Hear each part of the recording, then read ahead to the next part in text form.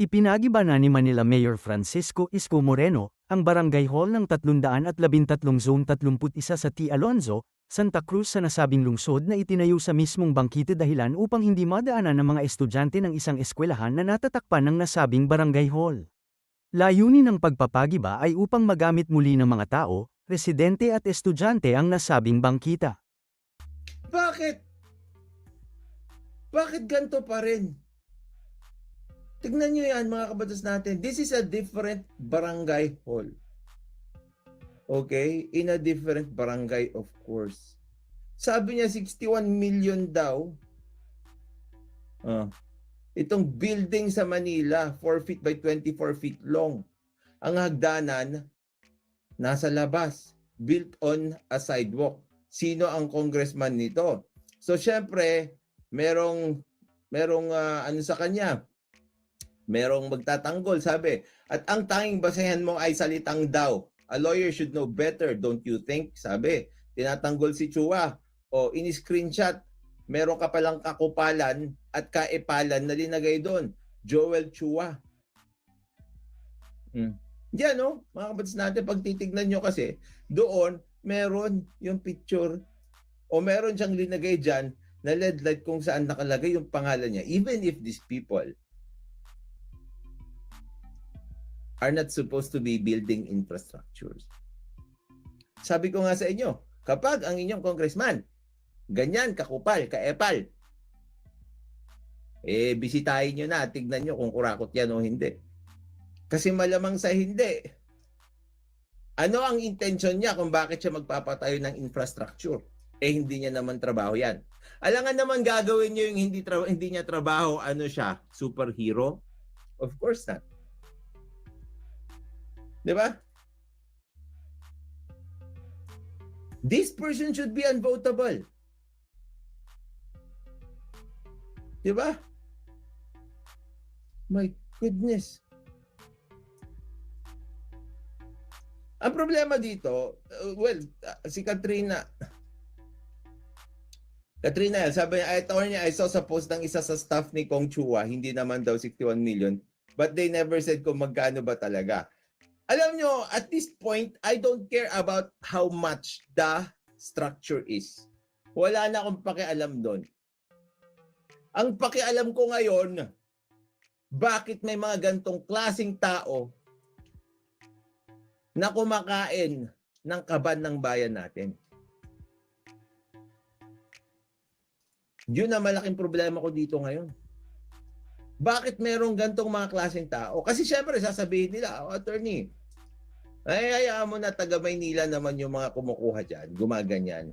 Alam nyo mga kabas natin, itong congressmen na ito, they are in a national position. They also make policies on a national level. And if you are this level of corrupt, magpapatayo ka ng kahit ilang milyon man yan na barangay hall na struktura sa bangketa kung saan ito ay sisiraan lang, may problema tayong dalawa. Di ba? May problema tayong dalawa. Sabi ni DJP, trapong-trapo. Hindi lang trapong-trapo to. Makapalang mukhang trapo, walang kwentang trapo, lahat ng klase. This person should be unvotable, sabi ko nga sa inyo. Ngayon mga taga Maynila, kapag iboboto nyo pa ito, ewan ko na kung anong klaseng botante kayo.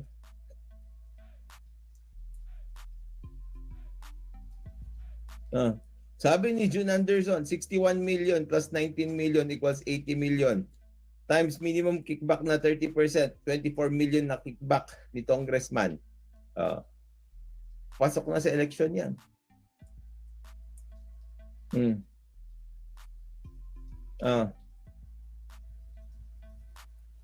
Paano kaya maglakad dyan? Nakaside, nice. Alam nyo, mga kabats natin, 4 feet lang.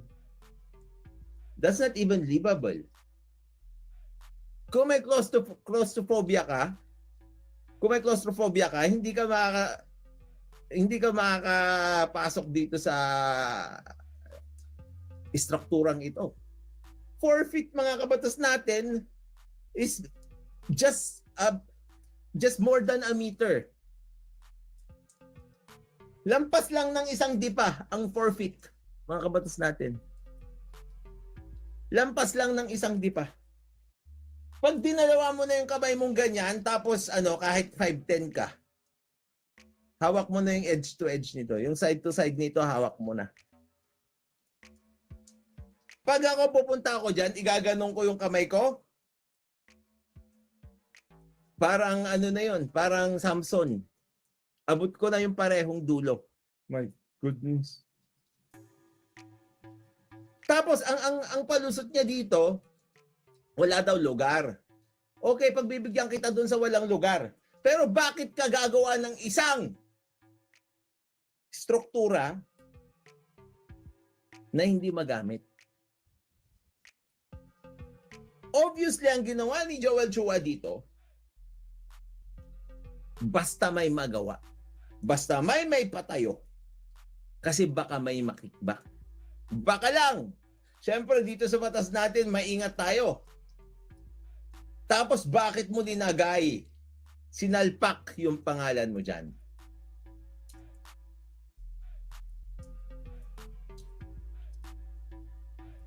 Di ba?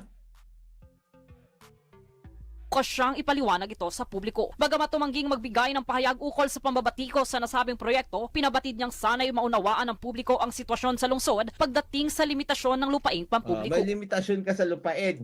So, wala ka bang limitasyon sa pera kaya lustay ka lang ng lustay? So, sasayangin mo lang yung pera sa isang paraan na hindi dapat, nasisirain din naman at alam mo namang sisirain din yan kasi nga illegal, pero wala kang pakialam. Alam mong may limitasyon sa pera din, di ba? Bakit hindi mo dinagay yung pera sa tamang lalagyan? Di ba? Dito na tayo papasok. Yung sinabi niya, paano nakapasok sa city planning? Paano pumasa at nabigyan ng permit na bid? Itong mga walang kwentang proyekto na ito na di umano 80 million pesos. Kasuhan na dapat yan, attorney. Maraming dapat kasuhan dyan. For sure, sa sobrang walang kwenta ng struktura na yan, dapat may matanggal, may mapanagot, at may mapakulong, at ang ulo nito ay yung congressman na nagsalpak ng pangalan niya dito. Di ba? Sabi ni Seven, forfeit yung spasyo. D4, hollow blocks, times 2. Plus 3 feet na lang. Plus palitada. 3 feet na lang natira sa spasyo. 3 feet. Wala pang 1 metro.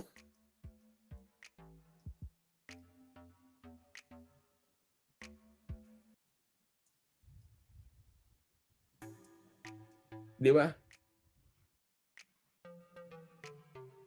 Yun yung kailangan natin tignan dito.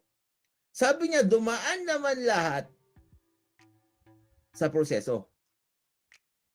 That's very interesting. Kasi sinabi niya yan sa umpisa. Dumaan naman to sa lahat ng proseso. Saktong-sakto pa yung clinic ko, di ba?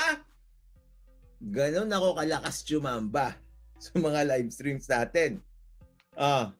Clinic ko lang ng ganon. Sa Santa Cruz, Maynila noong July 9. Well, unang-una ito, dumaan naman to sa lahat ng proseso. So, tayo naman, pinararating lamang natin So, lahat ng dinaanan niyang proseso sa bidding, sa application ng permits, di ba? Lahat kayo dapat manugot. Di ba? Palakpakan. Woo! Isipin mo, ganyan.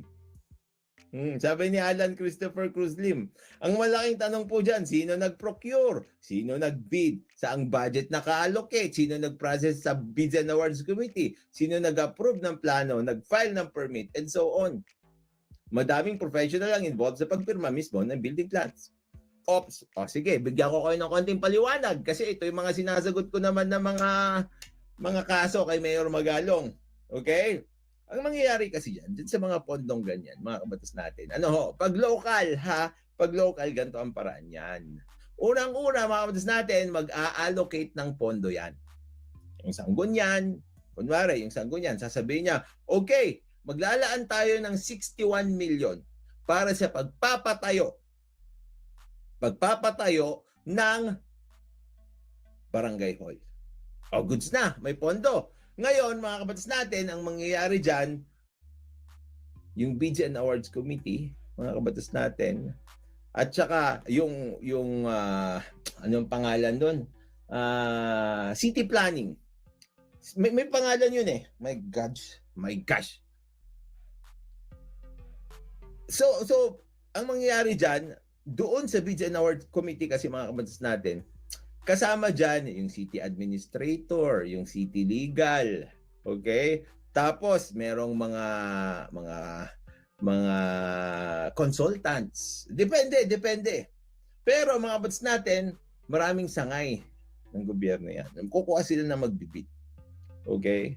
Tapos syempre, pag may darating na mga proposals, ganyan, titignan kung sinong sino ang makakakuha ng lowest bid. Tapos, pag nakakuha ng lowest bid, mga kabatas natin, pag may mag-offer pa ng mas maganda, yun ang kukunin, yun ang tatanggapin.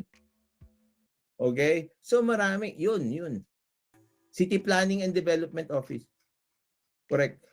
CPDO. Yeah. City Planning and Development Office. Kasali ang mga yan lahat. Diba? Ang daming kasali dyan. Tapos, in fairness kasi dun sa mayor din, mga kabatas natin, kapag hindi corrupt yung mayor, tatanggapin niya naman yung due diligence na ginawa ng kanyang mga alter ego. So kapag dumaan na yan sa city administrator, sa city legal, dun sa city planning and development office, tsaka doon sa mga technical working group kung kailangan, pag dumaan na lahat yan, tapos goods na, piperus niya na lang yan. Tapos dahil may presumption of regularity doon sa kanilang ginawa, meron din tayo yung tinatawag kasi na Arias Doctrine, mga kabatas natin, dito sa Pilipinas. Yung Arias Doctrine na yon, although pumipirma yung mayor o yung head of state sa mga ganyan na bagay-bagay dahil meron siyang alter ego at pinagtitiwalaan niya yung mga alter ego niya yan, katulad ng kanyang mga head ng legal, katulad ng kanyang mga city administrator, mga kabatas natin, wala naman talagang oras yung mayor para busisihin lahat yan. Yung mga technicalities, okay, kung sino yung mga nag-bid, sino yung nanalo, sino yung mga sumali, hindi niya mabubusisi lahat yan. So ang mangyayari, mga kabatas natin, pumipirma siya dyan. Pag pumirma siya dyan, goods na. So ipapatayo na. Ngayon, mga kabatas natin, umpisa pa lang ng proyekto na yan. Pag ikaw ay magpapatayo ng isang struktura, ang numero uno na hanapin mo ay lugar.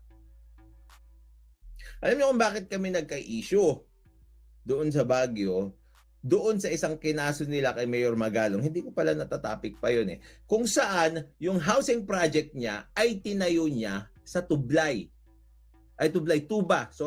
sa Tupinaw, sa Tuba. Meron siyang low-cost housing project doon na tinayo, hindi na within Baguio City. Ngayon, mga kabatas natin, yun yung unang titignan kasi dyan, saan yung location.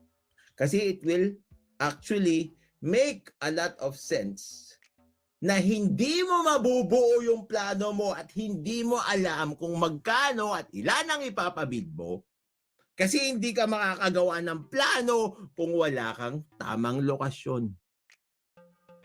Ngayon, ang hindi ko maintindihan, paano kayo nakagawa ng plano, terms of reference, para sa building at para sa ipapatayo kung saan illegal ang lupa na tatayuan nyo.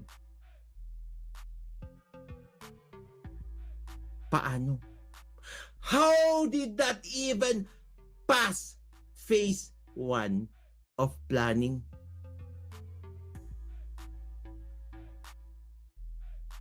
Kasi kunwari, tulad ng sinabi ko, sa Baguio kasi wala naman nang tatayuan doon ng housing project. Punong-puno na lahat doon.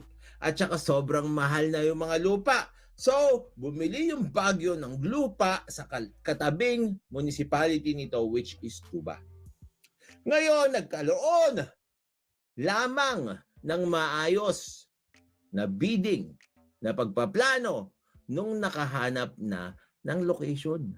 Kasi doon sa location mo, iti-tailor kung ano yung ipapatayo mong istruktura. Dito, sabi ni Chua, Noong una ito, dumaan naman to sa lahat ng proseso. So, tayo na dumaan sa lahat ng proseso. Magandang tanong kayo. Paano nag-start ang proseso kung wala kang titulo ng bangketa? Correct. Kasi nga, kailangan i-procure niyan, di ba, ng city government. It should be under the city government's title. Pero in fairness naman kasi, kayo, when it comes to the Regalian Doctrine, lahat naman kasi, ang Regalian Doctrine kasi, sinasabi doon na lahat ng espasyo, pagmamayari ng state yan. Yun ang pagpapalagay. So pagmamayari ng state talaga ng bangketa, kahit walang titulo ito. Pero syempre, tama pa rin yung sinabi mo. Paano ka magpapatayo ng barangay hall doon sa isang lugar na hindi naman pwedeng tayuan? Tapos dumaan sa proseso. Ngayon, habulin natin kung sino yung mga dinaanan niya kasi nga, obvious na obvious, hindi dapat to papasok. naman, pinararating lamang natin sa mga tamang ahensya ng gobyerno. Yung mga Narating mo sa tamang ahensya ng gobyerno, so, nagsayang kayo ng 61 ayon kay Guanzon plus 19 million. 80 million in total. Managot kayo ngayon. My goodness. Managot kayo ngayon. No. Government-owned na tinayuan ng government building. Ayun, lusot ka na. Alam nyo, ang ayoko talaga kay Kong dito, kapal na mukha mo. Abogado ka pa naman, nakakahiya ka. Tama. Makes sense. Makes sense, Alvin. Attorney, dumaan lang naman daw, pero hindi sinabing sumunod. Correct. Dumaan sa maling proseso. Pero hindi sumunod sa tamang proseso. Goodness. Sabi ni Ray Oreo, pasok yan sa graft and corruption. Yes. Ang daming items sa graft and corruption na pwedeng pasukan nito. This is how you eat an Oreo.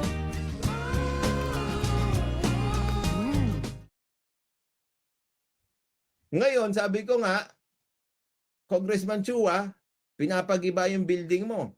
Kung naniniwala ka na tama yung ginawa mo, kasuhan mo yung naggiba. Bakit? Kasi yung naggiba, nagsasayang ng 80 million pesos. Dumaan sa proseso, kasuhan tong mga ito.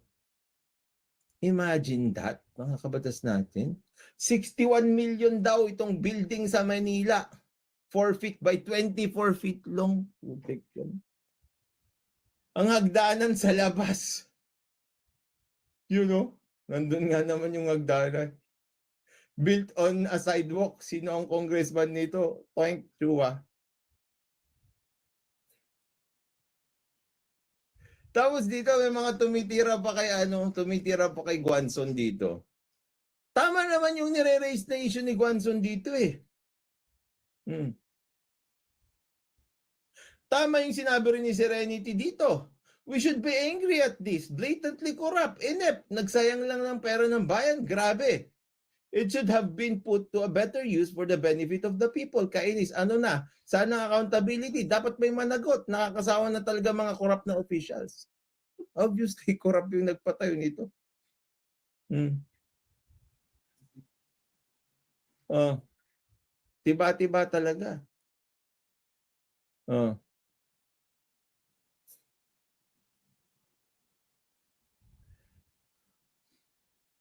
Maniniwala na po sana ako kaya lang may salitang daw. Linagay na nga dito yung Joel Chua. Malamang yung 61 million, hindi nga 61 million yan. Pwede. Pero yung mali ba yan? At kung si Congressman Chua ba yung promotor niyan? Obvious naman. Wala naman na tayong question doon.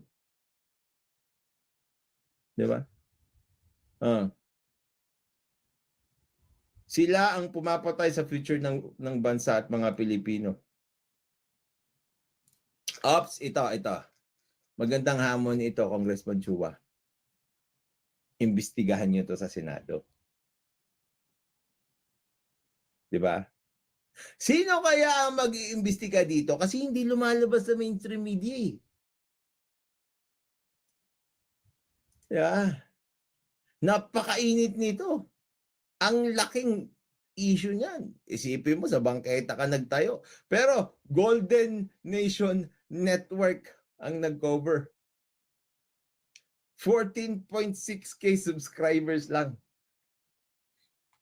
Sa atin ng ating mga constituents. Dito giniit ni Chua na itinayo ito para sa kapakanan ng mga residente lalo na ng mga senior citizen. Di ba? So, sabihin mo, senior citizens, magpalusot ka para yung hindi tamang ginawa mo, sasabihin nila, ay, maganda naman pala yung intention niya. Ay, nako. Sabi ni Sir Ram, try mo attorney forward kay Tulfo. Nako. Baka nga tropa pa sila ni Tulfo kasi wala ring mainstream media na nagko-cover. Usually kapag ito ang pattern ha. Ito ang pattern diyan. Usually kapag si Di Alpha sabi niya, idol, imbestiga mo na sayang ang chance sumikat. Usually ganito. Okay? Hindi niyo ba napansin na si Tulfo at yung media, mainstream media, okay? Dikit sanggang dikit 'yan. Kaya nga, kayang-kaya ni Tulfo busalan yung mainstream media especially dun sa kaso ko.